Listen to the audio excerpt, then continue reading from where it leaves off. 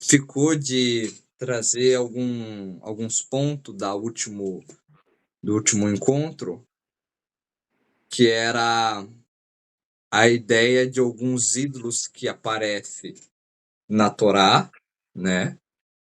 E algumas formas estranhas que eles que tinha de adorar eles, e também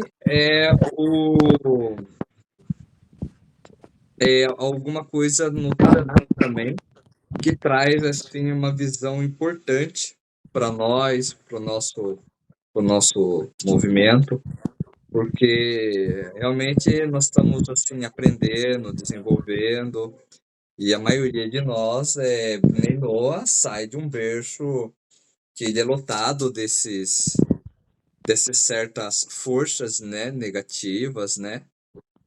E às vezes nós tem essa dificuldade de separar aquilo que era nosso dia a dia, o nosso estilo de vida, com aquilo que é o nosso dia a dia hoje, o nosso estilo de vida hoje, né? Porque aquele detalhe assim, a Torá, ela não é um livro filosófico, ela não é um livro de filosofia, então ela não é um livro de você entender com a mente, ela é um livro que foi transmitida, primeiramente, por profecia, né? E segundo, foi transmitida para quem sabia já, não é para quem não conhecia, né? Então, a Torá é mais ou menos como fala, um amigo conversando com o outro, né? Um parente conversando com o outro, um marido conversando com a esposa, acho que é o melhor exemplo, né? A pessoa fala para a esposa, prepara aquela salada do jeito que eu gosto, aquele café do jeito que eu gosto. A pessoa que está ouvindo, ela sabe o jeito que o outro gosta.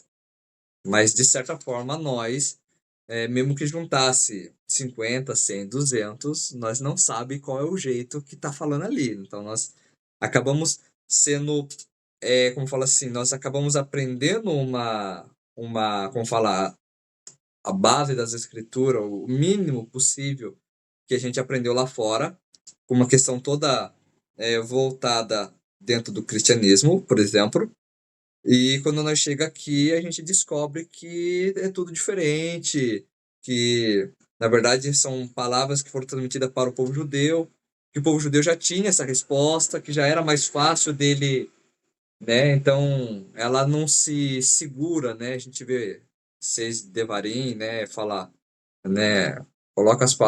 Coloque no umbral das suas portas as palavras que eu ordenei. Não fala palavra, não fala o lugar da circuncisão. É tudo assim. Então a gente vê que não é só no conceito assim, não é só no conceito que é uma profecia e já não dá para entender tudo de uma forma filosófica, de uma forma racional, mas também que a Torá, ela foi falada por um povo que sabia as respostas, que já entendia as respostas, que já estava recebendo a transmissão oral ali das respostas e tudo mais. Não estava falando para os outros povos de uma forma. Então, nós tem essas aí são já duas dificuldades. E quando nós vem com toda aquela bagagem do passado, uma vez que a gente vai se debruçar nos textos, aparentemente muita coisa acaba passando despercebido, né? E só depois de refletir em cima disso que é interessante isso. É, nós não podemos nos prender em querer aprender muita coisa muito rápido, sabe? Assistir 300 vídeos de rabino, assistir... Tudo isso é bom, maravilhoso, mas se você corre demais, você também não vai absorver. E você continua com aquela bagagem dentro de você. Você vai precisar remoer aquilo bastante, refletir bastante sobre aquilo, às vezes até dar uma parada, ficar um dia inteiro pensando em determinado tema e começa então a desenvolver ali certas coisas que não estava tão aparente, né? Uma das coisas que ficou de se tratar foi do Moller, né? É, ele tinha um jeito específico de culto, né? Eu não vou entrar em detalhes, eu quero finalizar esse tema, né? Então ele era estátua de ferro com cara de animal. Ele tinha mãos humanas, né, estiradas para receber, né, as ofertas. E a barriga dele era um espaço vazio, como um forno, para sacrificar ali as pessoas que queriam fazer sacrifício, assim, muito. Um sacrifício assim para alcançar bens materiais, essas coisas, né? Colocava ali, geralmente era o filho que ia para esse sacrifício. E, e parecido com isso, tinha também o Baal, era diferente, né? Porque ali eles sacrificavam também, né? Mas já era para receber um tipo de profecia, um tipo de adivinhação, que logicamente era das forças de impureza, né?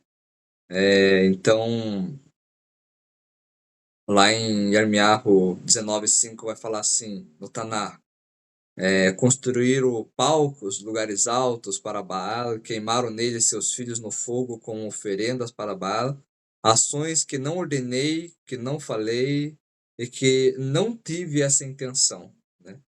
Então aqui já é uma daquelas coisas que às vezes as pessoas entram com essa ideia, porque Deus pediu para Abraão, seu filho, e não é bem nesse detalhe. É claro que existe uma forma de nós aprendermos certa lição dali, mas não é bem esse o contexto que o texto em si, o literal em si, ele está tratando. Existe como se aprender assim também. Acredito que tem mais de um comentarista que traz nesse tipo de perspectiva, mas é uma drachá, não é algo literal, né? Agora, o literal mesmo é que acontece uma confusão, né? Ele não entende que era para fazer uma elevação, né, do seu filho, né? Uma elevação de Isaac. Ele entende que era para fazer um sacrifício de elevação. Então, em vez de ser um, um olá Isaac, ele entendeu que era um corbá olá Isaac. Ou seja, aí ele é claro que tinha todo um propósito para isso acontecer, mas que no final a resposta é sempre essa, que a Shen nunca teve essa intenção, né? Ali faz parte ali do teste de forças, de impurezas que também estavam rodeando aquilo dali e tudo mais, e que faz essa confusão, mas não que a Shen tenha a intenção de envolver, né, nisso daí. E isso se remete a algo precioso para nós, né? E isso é importante, porque um sacrifício assim, ele não simboliza apenas no nível literal, seria exatamente esse, né? O filho e tal.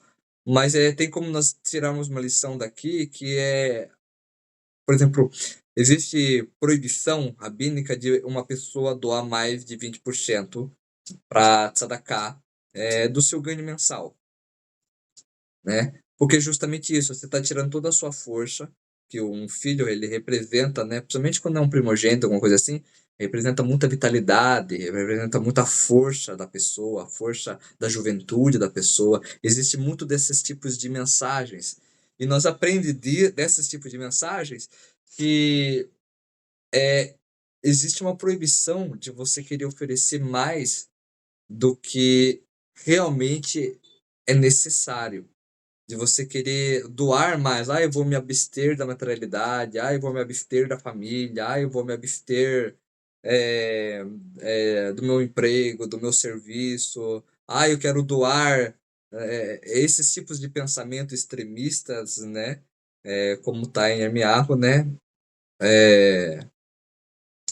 Diz assim: ações que não ordenei, não falei e não tive essa intenção. Ou seja, são coisas que não está intencionada nos textos da Torá, do Taná, que não está colocado pelos sábios, né? E que às vezes, mesmo que seja de uma boa intenção, ainda assim seria na verdade, não seria, errado, né?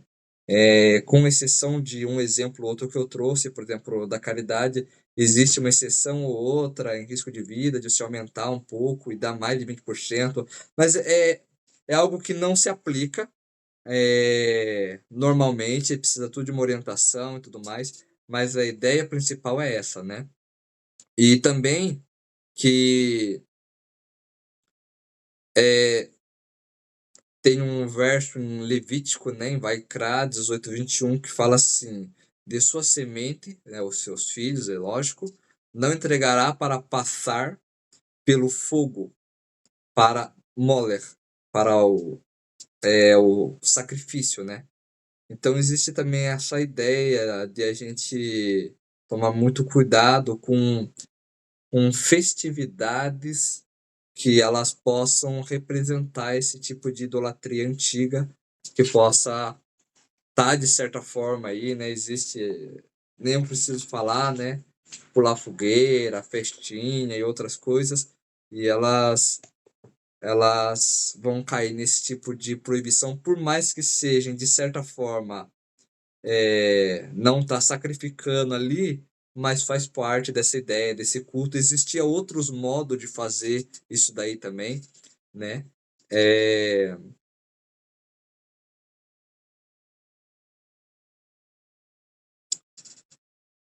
é, existe também uma proibição para nós, né? No cuidado de desprezar uma idolatria, né? Então, nós não podemos querer aprender, né? A maneira idólatra. Então é errado, né? Nós indagarmos, olha, como que aquela idolatria é feita, olha, como que se faz isso, também é errado. Então, se a gente não pode ficar indagando como a idolatria é feita, também a gente não pode se aproximar demais, porque a gente pode, mesmo numa tentativa de desprezar, acabar fazendo algo que faz parte daquele ritual de idolatria, daquele aspecto ali que possa servir como idolatria, né? É, Olha, pode falar. só é que eu tava ali com uma levantada aqui. É, quando você estava comentando sobre o profeta ali, né? É interessante que o profeta Miqueias, em Miqueias 6, 6, 8, fala o seguinte: com que me apresentarei ao Eterno e me inclinarei diante do Deus Altíssimo? Apresentar-me-ei diante dele com holocaustos, com bezerros de 1 ano? Agradar-se-á o Eterno de milhares de carneiros ou de 10.000 ribeiros de azeite? Darei o primogênito pela minha transgressão, o fruto do meu ventre pelo pecado da minha alma?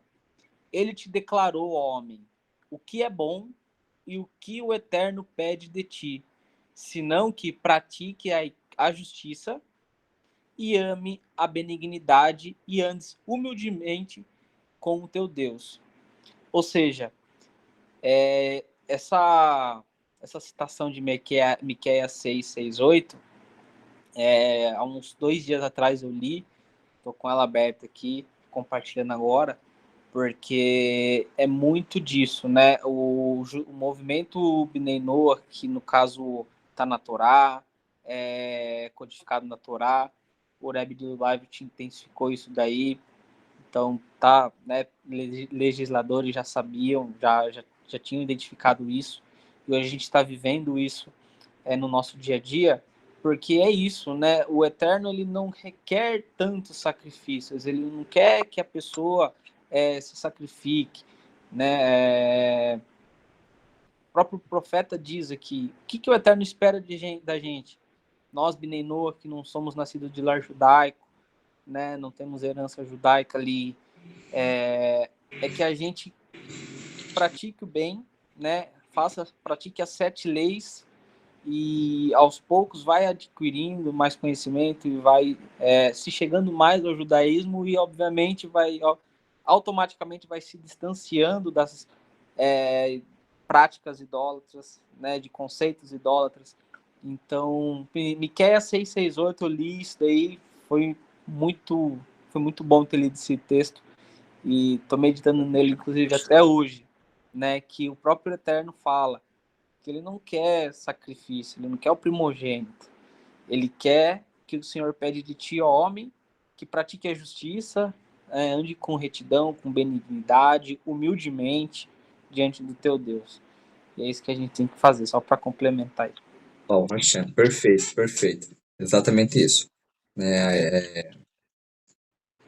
O sacrifício, ele tem toda uma temática própria dele, né? Ele tem todo um tema próprio dele, que existe uma configuração específica para o povo judeu, né? Que eles têm um lugar específico, o templo sagrado, né? Ou na época do tabernáculo, o Mishkan, né? Beit HaMikdash, Mishkan.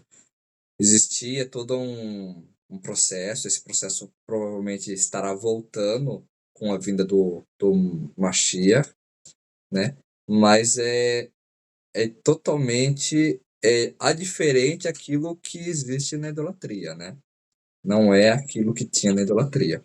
Esse é o É, ponto que, né, para que não reste essa dúvida, né? Tipo, e aquilo que eles faziam era errado? Não, aquilo ali foi pedido pelo foi necessário. Eterno, tá na Torá, tá certinho, vai voltar, Baruch Hashem tá certinho, né? Às vezes tem as pessoas meio vegano, fica meio nervoso, diz que isso não vai acontecer, é contra a Torá pensar assim, mas de certa forma existe uma configuração própria para isso, e com certeza não tem a ver com o primogênito, Baruch Hashem.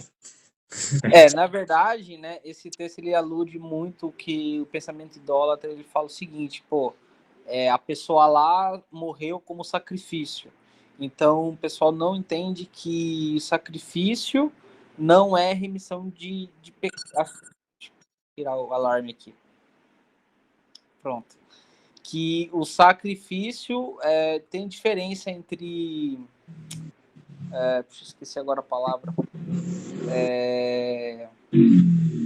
Perdão de pecados, né? Que seria a transgressão, e salvação. Então, as pessoas idosas imaginam, poxa, aquela pessoa morreu ali pelos meus pecados, então você salva.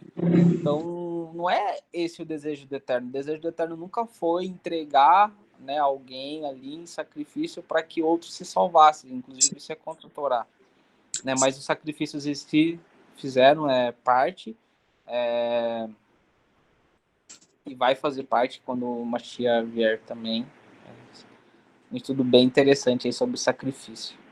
Para esses pontos, para essas dúvidas, nós podemos lembrar do verso que diz: não há homem que não venha ao mundo e não peque, um Uhum. exemplo santo, né?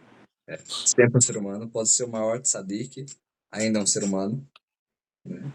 E também o outro versículo que diz: todo homem morrerá pelo seu pecado. Não tem como a gente padecer por alguém. Cada um Os pais não morre. morrerão pelos pecados dos filhos e nem os filhos pelo pecado Também dos pais. tem Cada esse. homem Esse vai aí é morrer pelo seu mais um, pecado. Baruch Hashem. A gente fecha o leque, Baruch Hashem. O Rambam, ele traz uma ele clareia a visão em cima do Devarim 12:30, onde está escrito assim: não siga as nações, não busque os seus deuses, dizendo: de que forma serviam estes povos os seus deuses? E da mesma forma farei eu também. Então aqui existe uma proibição de. Existe aquele negócio da curiosidade, né? Como que é, como funciona? E isso é problemático para nós, porque começar só no querer saber, você começa a abrir portas para se trair, para o lado negativo, até mesmo para o seu próprio Yetzirah, que não somos imunes a ele, né? Nós convivemos com ele, né? E a gente tira isso porque mesmo o Tânia, que é o livro, né, dos Benoni, dos intermediários, ou seja, que alcançaram um nível gigantesco de espiritualidade, né? Mesmo o Tânia, ele explica que um intermediário, um Benoni, ele é aquele que não peca. E nós estamos nesse processo de aspirando, de aprendendo a desenvolver essas capacidades. E logo à frente aqui vai fazer mais sentido esse verso, é, que nós estamos trabalhando as nossas faculdades mentais, emocionais, para desenvolver certas forças contra esse nosso instinto primitivo, né? Esse mau instinto, né? Que nós temos dentro de nós. Então, uma vez que você começa a se envolver com isso, já vai ser o suficiente para isso afetar a vida da pessoa, não só espiritualmente, né? Mas também psicologicamente. Derrubar a Torá da pessoa. Derrubar a Torá é como um rei no trono, né? Mas quem mantém ela no trono é nós, as nossas ações. Esse mundo é o mundo da ação. As nossas ações estando inclinadas nessa mistura, nessas coisas mais complicadas, isso vai nos afetar de todas as formas, tanto na forma física, na forma da nossa crença na Torá. Inclusive tem uma história, eu não vou trazer ela aqui, acredito que os amigos já devem saber. Tem uma história que ela conta sobre um tzadik que ele estuda a Torá a vida toda fora de Israel. Quando ele vai para Israel, ele faz um jejum, acredito que era jejum de 100 dias, né? Então ele vai fazendo jejuns, termina aquele jejum, faz outro, faz 100 jejuns, para ele esquecer a Torá que ele aprendeu fora de Israel, para poder aprender a Torá de Israel. Porque existe diferença entre a Torá de fora de Israel e a Torá de Israel. É um nível que, tipo, é abstrato, é só para aludir, mas é mais ou menos isso. Existe aquele negócio de você trazer algo com misturas, né? Não é perfeito, né? E na verdade, não é só que, tipo, isso é, como fala, um pensamento filosófico judaico, da perspectiva judaica, para manter nós dentro de um caminho apropriado. Faz parte da Torá, é uma lei da Torá, né? E nós temos que tentar se dissolver o máximo possível. É claro que para nós Bnei Noah, isso é uma questão quase que, assim, como que eu falo? É literalmente carregar a montanha nas costas e não subir a montanha. Porque nós estamos envolvidos no meio de tudo, né? Então, a, a carência até de uma comunidade mais forte que nós temos aqui em Sorocaba, assim, também reflete nisso daí, né? Nós não temos aquela condição assim de fazer uma bolha e ficar isolado do mundo, né? Da melhor maneira possível, não dizendo isolado 100%, mas é uma coisa que nós temos que tentar nos policiar ao máximo possível, sendo uma ordenância direto da Torá.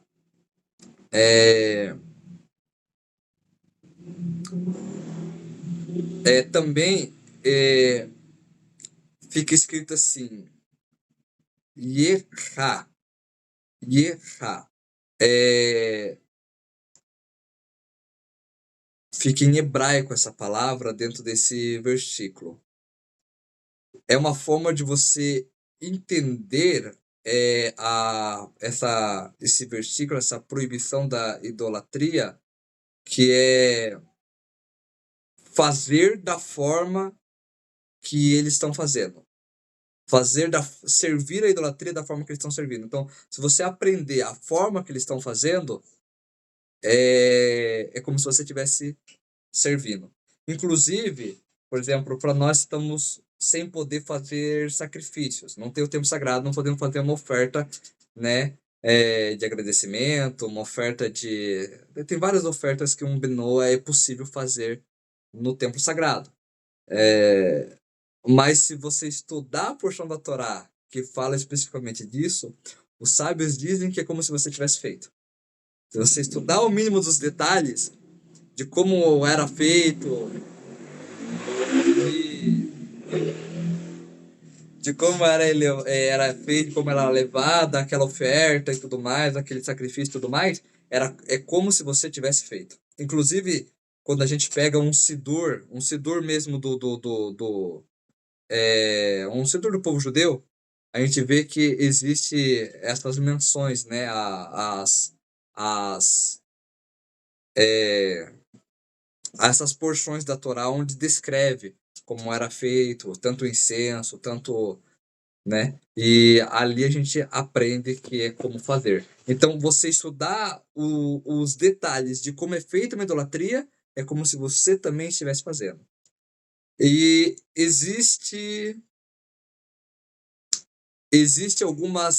alguns detalhes dentro da idolatria que fazer, né, mesmo que seja parecido, já é considerado como se fosse feito idolatria, né?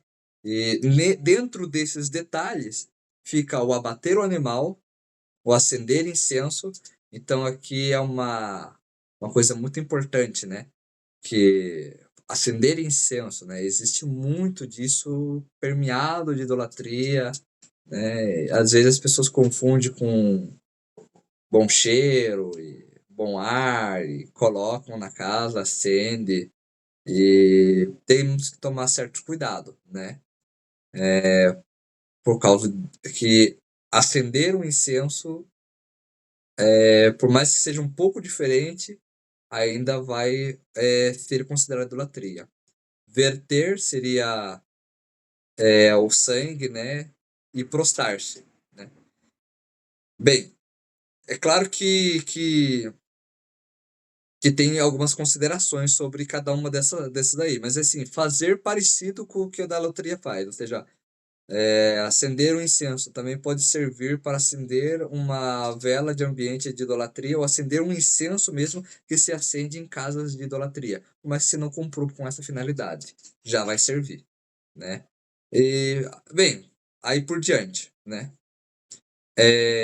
Em Shemot 22:19 fica assim: aquele que faz sacrifício para outros deuses, né? Eloquim Aherim, né?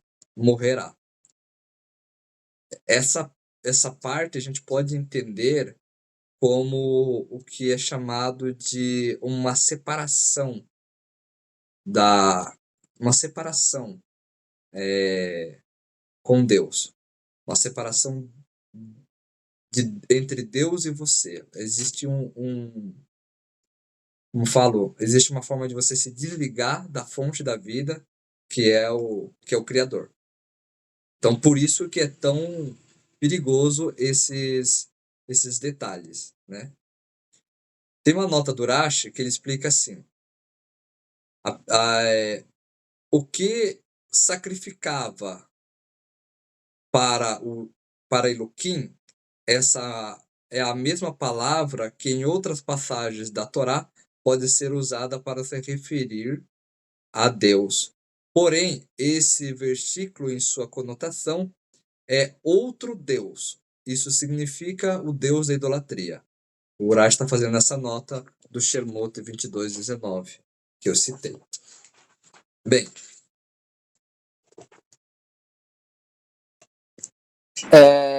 pode Por falar. exemplo, quando passagens bem conhecidas, né?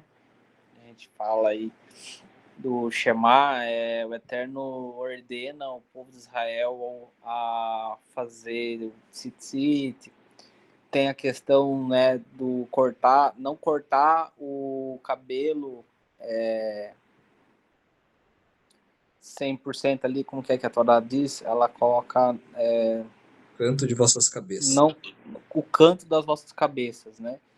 Então, porque eram práticas que as pessoas que praticavam idolatria faziam, né? Eles raspavam tudo, deixavam careca. Então o Eterno falou assim: eu quero vocês diferente, né? Quero vocês um povo santo, sagrado, separado, e essa separação vai se dar com vocês sendo diferentes mesmo, né? Então, o povo lá é careca, quero que vocês usem peiote. Né? O povo lá usa aquela roupa, eu quero que vocês usem tzitzit, e toda vez que vocês olharem para o tzitzit, lembrem dos mandamentos que vos ordeno hoje, e assim sereis santificados. Né? Então, o Eterno ele pega todas as práticas idólatras da época e fala assim, agora, o povo faz aquilo, eu quero que vocês façam isso. Né? Então, é para distinguir mesmo. Sim. Existem algumas coisas, assim, só fazendo um parênteses bem curto, existem algumas coisas que é específico do povo judeu e nós Nós não, sim. não pratica e algumas são proibidas de praticar. Sim, Então, sim. existem esses detalhes. Mas, de certa forma, a gente aprende mais ou menos o conceito, né, dessa separação que a Hashem faz entre o povo judeu e os demais povos, fazendo então esse vínculo entre ele e o povo judeu, né? Tem algo do Talmud Sanhedrin 60b que traz assim: aprende-se desse versículo que o sacrifício de animal, e assim como o sacrifício também de outros tipos de serviço que havia dentro do grande templo em Jerusalém, como acender incensos, verter e prostrar-se, são proibidos para a idolatria, da mesma forma que o sacrifício, e isso inclusive quando não seja a forma de servi-la. Então é um conceito que a gente aprende também aqui que o Talmud traz. No resumo do que isso, nós aprendemos que fazer igual, fazer parecido a alguma prática idólatra é extremamente proibido. Bem, quando não for a forma de servir aquela idolatria, isso entra em dependes, né? Aí dependes bastante, né? Porque, por exemplo, assim, se é uma das seguintes ações, abater um animal, acender um incenso, ou verter-se ou prostrar-se, é culpado. Isso está na Torá. Fazendo, é claro, parecido, ou fazendo como um serviço para a idolatria, né? Ou do aprendizado da idolatria, alguma coisa assim. Se expressar a idolatria, carinho, como por exemplo, beijos e abraço, é proibido, mas não é culpado de idolatria. Aqui tem uma coisa muito importante de se aprender. Não ser culpado não permite a gente de fazer. Não ser culpado quer dizer que você não vai morrer. Não tem a pena de morte. Mas não significa que você não está criando esse vínculo com a idolatria que está separando você de Hashem, né? E não é o nosso propósito. Nosso propósito é justamente se conectar com Hashem, né? Estar ligado à fonte da vida, estar ligado à Torá, não fazer o contrário disso, né? É, se fazer uma ação para desprezá-lo e não é a forma de servi-lo, então é permitido. Aqui eu quero abrir uma nota minha agora, né? Eu quero abrir uma nota minha. Tanto a ideia de você. Ele fala de beijo, abraço, mas é aquela ideia, tipo assim, de você adoçar, né? Ou a ideia de você simplesmente ser o contrário disso, né? Você ser aquele que despreza. Não é um conselho bom para o nosso mundo. A gente viu que na história, dos dois jeitos deu muito errado. Tanto o jeito de, como fala, não chamar o mal de mal acabou em assimilação, como no jeito de desprezar acabou em extermínio, né? Então, acredito que nós temos que ser muito do Rambam, caminho do meio, né? Nós não precisa ficar elogiando, acarenciando, né? Eu vejo pessoas às vezes que fica, sabe, como fala, fazendo voltas, fazendo, sabe? Não precisa, mas também não precisa ser aquela pessoa que vai, olha, isso que você está fazendo é inútil. E não é. No final das contas, não é. Porque cada passo que nós demos, mesmo na idolatria, trouxe nós aqui.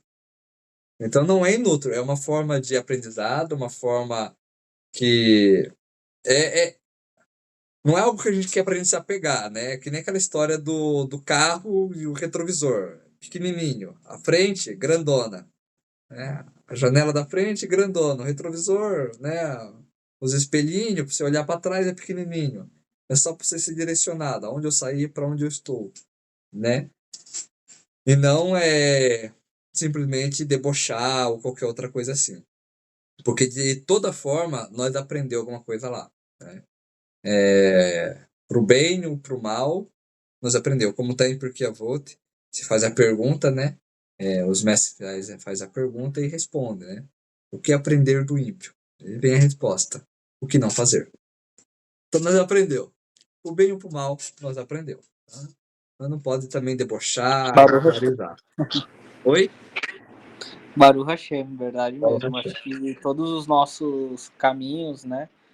Por isso que na reza a gente fala, né? A gente agradece ao Eterno que é Ele que dirige os passos do homem. Então, se a gente coloca o Eterno na frente, a gente uma hora vai... Se tá desviado, vai fazer chuvar. Se tá nos caminhos, cada vez mais vai ter brahá, vai ter sucesso, vai ter shalom bait, enfim. É isso. A idolatria às vezes leva, né? É que nem, como eu falo de idolatria, eu lembro assim, a escada de Jacob, né? Que ele sonhou os anjos subindo e descendo. A escada é muitas vezes a trajetória da vida de uma pessoa que não nasceu em lar judaico ou em berço, né? E não é monoteísta, assim. Então, tem as escadas a ser os passos a ser dados, né? A gente vai galgando ali. Baruch Hashem. Sim, sim. Parece que a reunião vai encerrar. Finalizar, hein? Se encerrar, eu abro outra, tá bom? Tranquilão. Tem uma, como falo? Tem uma ideia que mostra muito isso, né? Eu aprendi assim. Tem o pobre e tem o rico.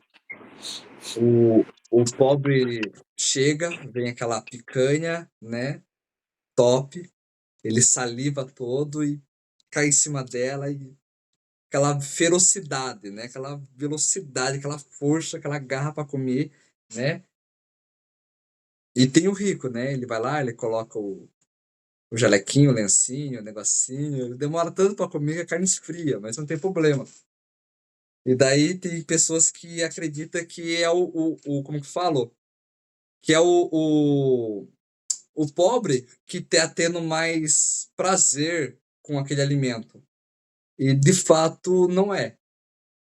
É que o rico ele já tá tão farto daquele prazer que ele tem agora a maturidade de poder absorver melhor, de poder nutrir melhor. É como se ele fosse a carne. Ele já tá tão farto do prazer que ele é o banquete, né? Então existe essa diferença, né? Então existe aquela pessoa que ela vem com tudo, ela quer fazer, ela quer crescer, ela quer, né? Pá, aí ela esquece de lá de trás. Mas isso é por causa que isso é muito, como fala, isso é muito recente, é muito novo, não faz parte da vida dela. No dia que isso fizer parte da vida dela, no dia que esse prazer fizer parte dela, ela já não tem mais essa ferocidade toda, né? É uma ideia de a gente aprender também, né? Mais ou menos como é que é, né? Bem, tem. Vai dar pra terminar. Bem,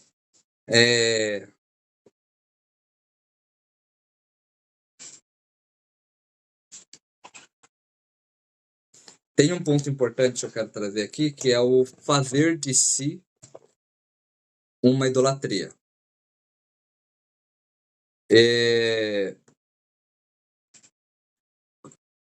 A Torá ela traz algumas. Eu vou trazer 4 pessoas que tentaram ser um tipo de Deus, né? Então a Torá traz o faraó, né, o rei do Egito, na época do exílio, o faraó se autodeclarou um deus e ele escondia a sua materialidade, né, a sua mortalidade, a sua humanidade, né, fazendo as suas necessidades biológicas, fisiológicas, de manhã bem cedo no Nilo. Então, Hashem faz com que Moshe se depare com ele logo cedo, né, para abordá-lo, e ali ele acaba tendo que confessar, mostrar que ele na verdade não era um deus. Também tem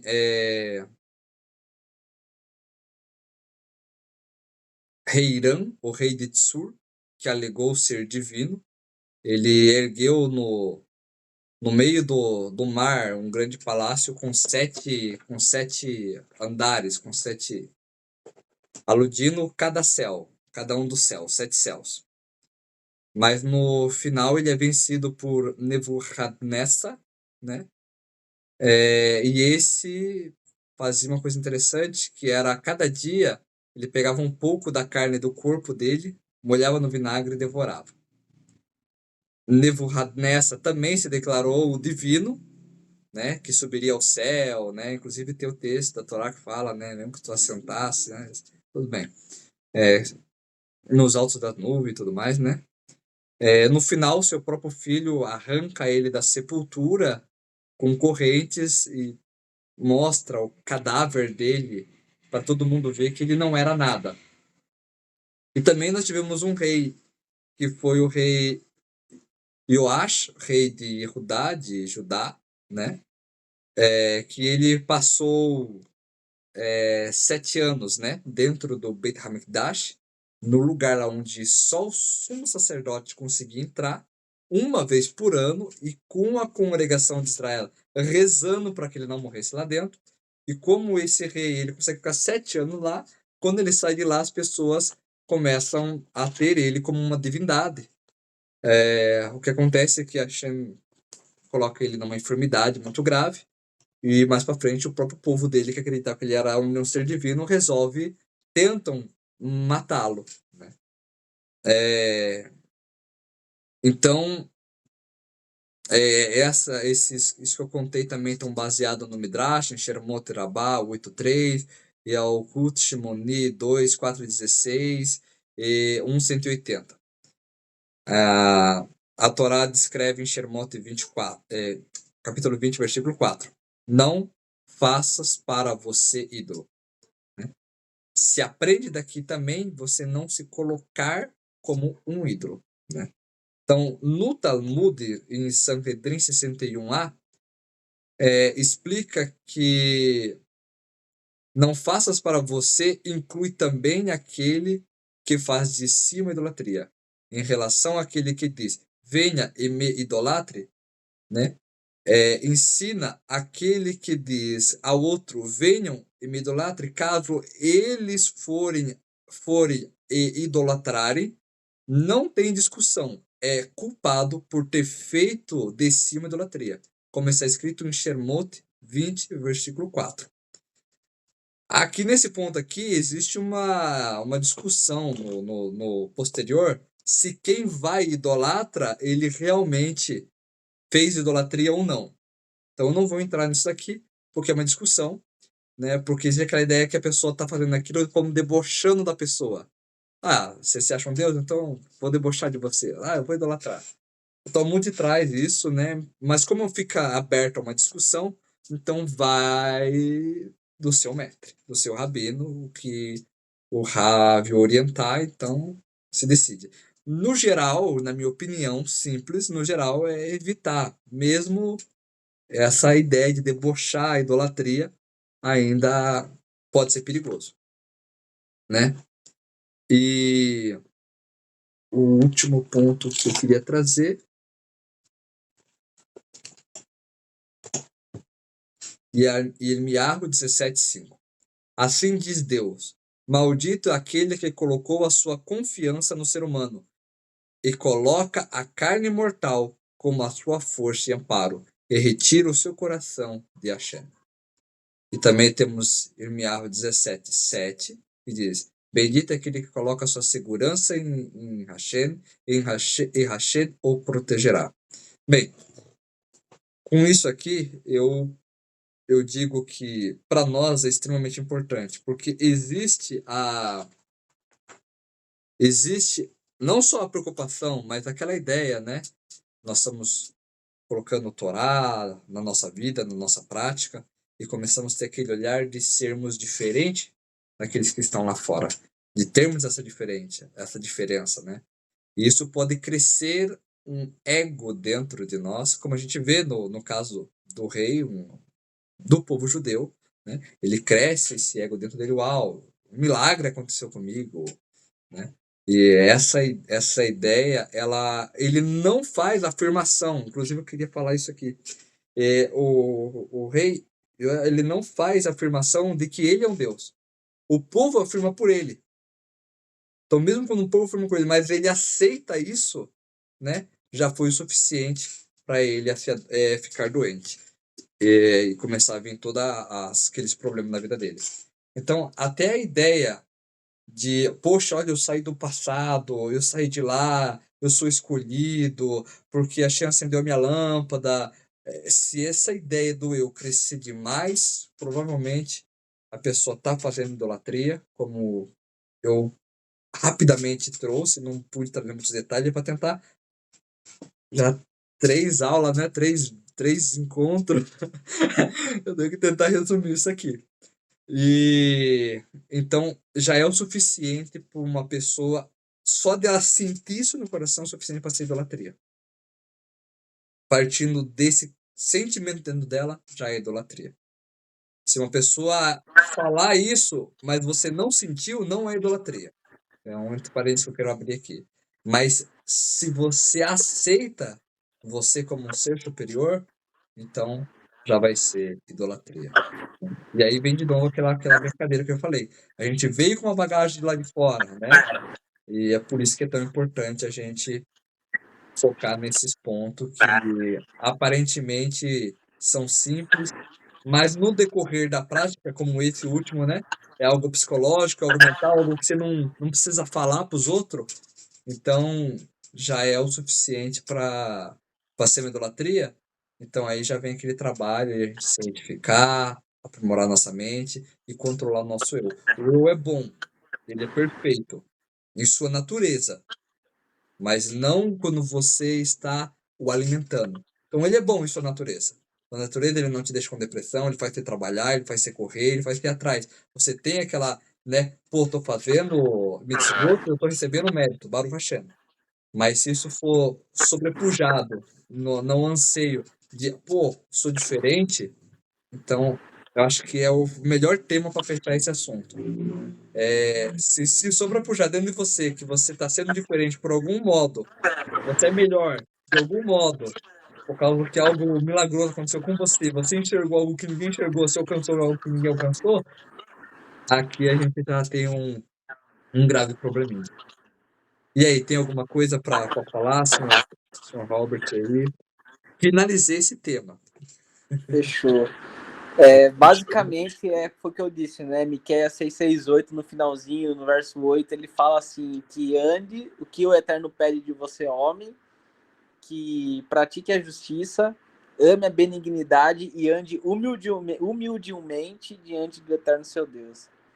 Então, o Eterno, quando ele criou o mundo, né, e foi criar o homem, ele disse, façamos o homem conforme a nossa imagem e semelhança.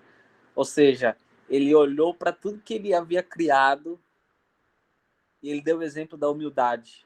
Ele falou assim, eu vou fazer o homem vai ter fogo, água, terra e ar. Ele falou, o homem vai ser, né, feito pelos 4 elementos da terra. Então é uma mensagem que o Eterno mesmo nos mostra que ele foi, entre aspas, humilde, né? Vamos colocar um título assim. Então, muito bom, senhor. Quando você disse, o senhor Jorge, quando a gente debocha de uma idolatria, não é bom, foi isso que eu entendi. Não é saudável a gente debochar de uma idolatria? Então, como eu falei, existe a permissão de você debochar de uma idolatria. Existe a permissão. Realmente existe. Mas eu coloquei a minha opinião. Certo. Pelo exemplo da história, da cronologia, dos fatos Uhum. que aconteceram no mundo, seja o pogrão, a Inquisição, o Holocausto, seja.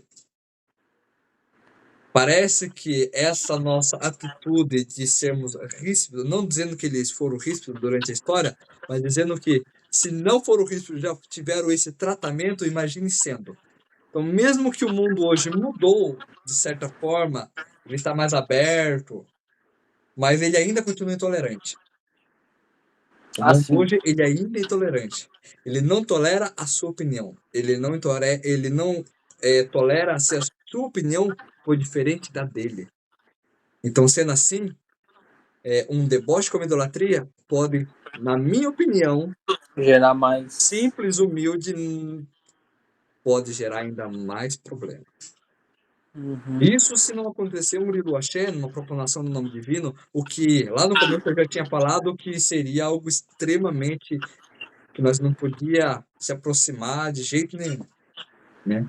Ou seja, Baruch Hashem. cuidado para que as nossas ações elas não sejam interpretadas como não ódio ao ser humano, mas como ódio a Shem, ódio à Torá, ódio ao movimento, ódio, né, a toda essa espiritualidade que o que nós estamos fazendo aqui não é trabalhando o mundo físico, porque nós não estamos. Nós estamos trabalhando centelhas espirituais nesse mundo espiritual. De fato, é isso que está acontecendo. Aparentemente, as pessoas lá fora estão trabalhando no mundo físico, não nós. Porque todo movimento que nós faz, ele é em elevar o mundo, ele é em transformar o mundo, ele é em alcançar a era messiânica. E talvez esse movimento de ser ríspido, ou até mesmo de zombar da idolatria, já seja o suficiente para atrasar nós.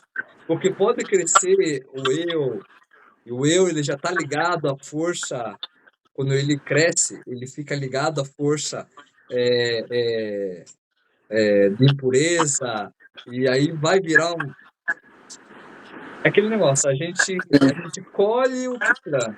Então, vamos semear amor, semear luz, semear espiritualidade, as nossas palavras, nosso Uhum. jeito. Eu acho que já é o suficiente para as pessoas entenderem. Talvez nós não precisa de nenhuma Não precisa palavra de dura. deboche, né? Não E precisa o Baal debochar. Eu Hashem, acredito que a pessoa, se está praticando, se está, né, do outro lado ali, fazendo as coisas que desagradam o Eterno, está adorando, enfim, estátua, imagens, fazendo um monte de coisa que ela vai se sentir incômoda, né? E eu particularmente, eu comecei a me descobrir falando que eu não estou no caminho certo quando eu li Terrilim, né? Lendo Salmos. Então, não precisa a gente vir alguém, um judeu, um binenô, debochar da minha fé, né? Atassanar ali, isso não acredito que não vai surtir efeito, não vai fazer exatamente. essa pessoa sair da idolatria, só vai fazer ela ter mais ódio, né, Exatamente. da pessoa. Exato. Porque nenhum de nós, não existe um único Bnei Noah que eu conheci até hoje, que ele veio aqui por causa que ele chegou a ser um Bnei Noah, um aspirante noético, por causa que alguém chegou na cabeça dele, abriu e falou, ó, essa é a verdade, fechou. Isso não acontece. O ego não Né? deixa. A clipote é tão grossa, a casca é tão grossa que isso não entra dentro de nós. Todos nós Sim, chegou aqui porque o processo começou ao contrário, de dentro para fora. sim. Partiu de uma conexão de Axé nos enxergar, Axé nos encontrar, ele achar que era a hora, e de dentro para fora saiu isso. Ninguém chegou lá, Uhum. ó. É. Não foi assim. Eu não A conheço. gente vamos dizer, a gente é uma ferramenta né, que a pessoa ela vai ver, poxa vida, mas isso não tá batendo, né? As Hum. contradições.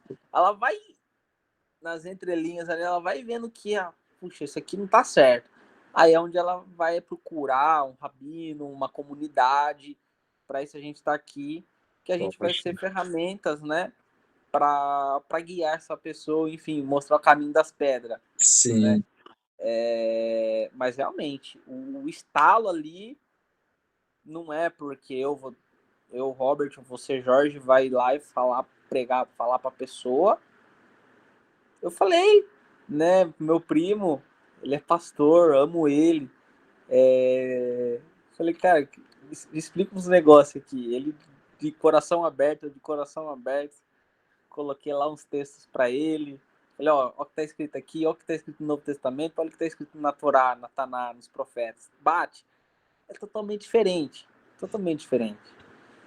E ele falou, não, vou responder você. Até hoje, né? Mas não por isso a Sim, amizade, o sim. amor, o Mas carinho desses vai aí que deixar. falam essa frase aí, ó, eu vou responder, acho que eu conheci uns 10. Eu vou Então, responder. Teve uma que eu não vou contar os detalhes, que ela foi tão sistemática em me dar resposta, e quando ela não conseguiu me dar uma resposta, ela separou da pessoa, que ela era casada, para se mudar para um lugar bem longe. Aí ela mandou uma mensagem assim, falando assim, ó, dos conhecidos dessa pessoa, eu não quero mais contato com ele, então eu tô bloqueando todo mundo. Eu tenho uau, até hoje, eu tô bloqueando todo mundo, peço desculpa, não é por vocês, mas é por causa que eu não quero mais contato com o fulano, né? sim, E era justamente por isso. O fulano, ele não queria saber de nada, né, assim, de movimento tem nada a ver. espiritualizado. Mas ela era toda assim. Quando ela não conseguiu me responder, por causa essa pessoa, Ela decidiu ela separar. gostava de se envolver comigo. Sabe a pessoa que gosta de escutar, mas aí sai falando do jeito dele? É daquele tipo assim. Aí ela, pois ela separou da pessoa e mandou uma mensagem dessa, sendo que Para não tinha nada a ver desculpa, com os peixes. para ter Eu uma falei, desculpa. pra ter uma desculpa. Eu falei, rapaz, mas que desculpa boa que ela arrumou. Então, isso aí é o mais comum, né? Comum, tem bastante, né? Tem aqueles que falam assim, é um mistério, as coisas de Deus é um E mistério. os Tem teólogos vários vão vir com tipos, né? teologia, né? Os teólogos vão vir com teologia, mas é engraçado porque quando a gente vai para esses debates, não que a gente queira debater, mas aproveitou, bobeou, dançou, né? Olha, Deu a oportunidade de estar eu, falando de eu Torá, conheci de muita gente humanidade. que era teólogo. Só Hum, teve um que parou para prestar atenção no que está falando. A maioria, quando a gente está falando com um teólogo, é interessante. Ele não está escutando o que você está falando. Ele está é, pensando na resposta que ele vai dar. uma resposta. Não no que você está Sim, falando. Ele não está analisando para ver o que você está falando está certo. É incrível. é Ele verdade. já está pensando na resposta. Aí eu peguei, né? E só teve um só que eu percebi que ele parou para prestar atenção. Inclusive, ele falou assim para mim: ó, eu não sei responder isso aqui para você, mas eu vou falar com o meu ancião. Falei, beleza. Aí vai falar com o seu ancião, vai falar com o seu. Nunca mais. Sumiu. E ficou. É achando que de fora. A flora, né? É O nosso verdade. trabalho, como o Ravi Jacob fala, o nosso trabalho é falar. Ó, existe o movimento Benenoa, você não precisa virar judeu. Ó, tem como se aprender a Torá verdadeira, da forma original. A nossa forma é falar, anunciar que tem o caminho, mas não insistir, também não ficar pressionando ninguém, nem sequer, Deus me livre, na minha compreensão, pelo menos, ficar fazendo deboche, mesmo que não seja próximo de pessoas que são desse meio idólatra. Pode Uhum. virar algum tipo de problema um dia. Baruch Hashem, Baruch Hashem. Jorge, obrigado Pô, pelo conteúdo maravilhoso, trazendo aí, né, Talmud, enfim, várias fontes. E agora tô ansioso aí pro próximo encontro. Vai ser idolatria ainda? Vai abrir uma quarta temporada não. ou vai pro próximo? Não, maledicência, se eu não estou enganado. Acho que acredito que é maledicência. Deixa eu ver. Ah, não. Maldizer o nome de Deus. Maldizer o nome de Deus. A Ou seja, idolatria, vamos a gente fechar o pode arco da trazer. idolatria. É, Né? O pessoal cansou já desse arco aí. tá certo. Depois nós vai promover isso daí, esses três estudos lá no grupo. Depois eu converso contigo aí, a gente vai fazer. Amigo, Então, próxima semana, vamos promover, divulgar, fomentar melhor isso aí lá no grupo. E a gente faz sim trazer mais gente aí. Eu agradeço o Rafa pela presença também. Eterno abençoe a todos. Jorge, que Eterno continue te abençoando com sabedoria, com shalom, viu? Tamo junto, meu amigo. Vamos se unir aí. E essa luz aí. Essa luz aí é pra quê? É pra desenhar, pra fazer umas contas? nada, isso aqui era um outro canal que eu tinha que estava ensinando hebraico pro pessoal. É? Aí eu comprei a lousa para ajudar. Aí Que massa, cara. já tem um tempinho já. É Bom, verdade. verdade. Baruch Hashem, pô. Não sabia que você ensinava hebraico, velho? Não sabia? Não, meu hebraico não é hebraico, é um O básico, Aleph né? Beit. Mas o Aleph Beit já tá bom demais. Já dá É, um pra. alfabete, um sinalzinho maçorético aqui e ali, sabe? Aquele negocinho assim, né? Saber, né? Ler, pelo menos. Sim, É, pelo menos ler, pô, ler o terrilinho ali. eu tinha começado faz tempo, mas bom, Hashem. Aí Baruch Hashem. ficou esperando novas oportunidades. Opa, vamos trocar figurinha aí. Quem sabe a gente colocar isso lá no grupo também. Olha, Tá bom? oh, shalom, shalom, meu amigo. Beleza. Shalom, shalom. Jorge, Rafa. Boa noite. Laila Tov. Boa noite, Lara Tove.